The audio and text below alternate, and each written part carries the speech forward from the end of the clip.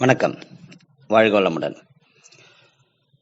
நம்ம Pondicherry woman learning forum YouTube சேனல்ல பல பதிவுகள், தெரியாத புரியாத மருத்துவ சொல்கள், அதன் தமிழ் விளக்கம் எளிமையாக நம்மளும் புரிந்து கொள்ளும் விதமாக ஒரு சாமானியனுக்கும் உடல்நலம் ஆரோக்கியம் சம்பந்தப்பட்ட அடிப்படை விஷயங்கள் அறிமுகப்படுத்த வேண்டும் என்ற குறிக்கோளுடன் இப்ப நம்ம பார்க்க போற தலைப்பு லோச்சியா.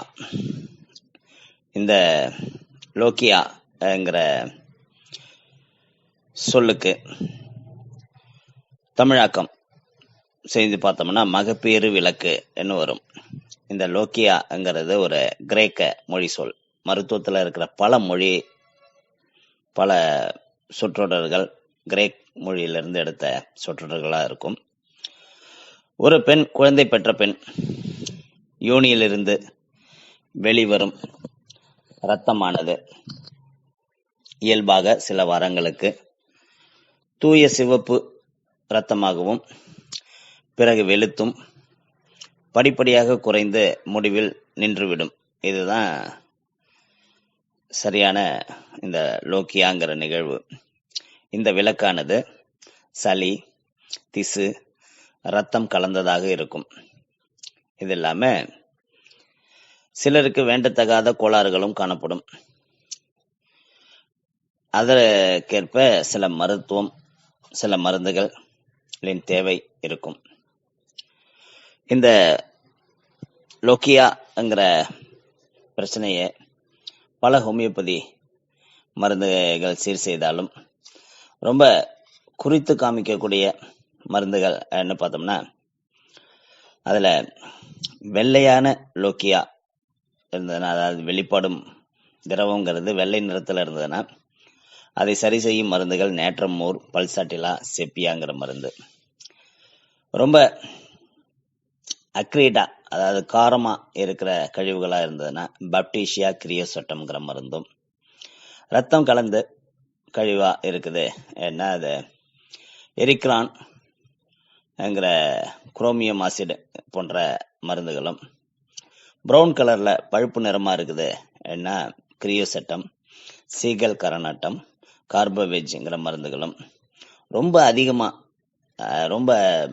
இந்த விளக்குங்கிறது ரொம்ப அதிகமா வெளிப்படுது என்ன எரிக்ரான், உஸ்டிலோகோங்கிற மருந்துகளும், கருஞ்சிவப்பு நிறத்துல இருந்தா கிரியோசட்டம், ரஸ்டாக்ஸ் போன்ற மருந்துகளும், விட்டு விட்டு வரும் பிரச்சனைகளை தீர்க்கும் மருந்தாக கிரியோசட்டம், ரஸ்டாக்ஸ்ங்கிற மருந்தும், ரொம்ப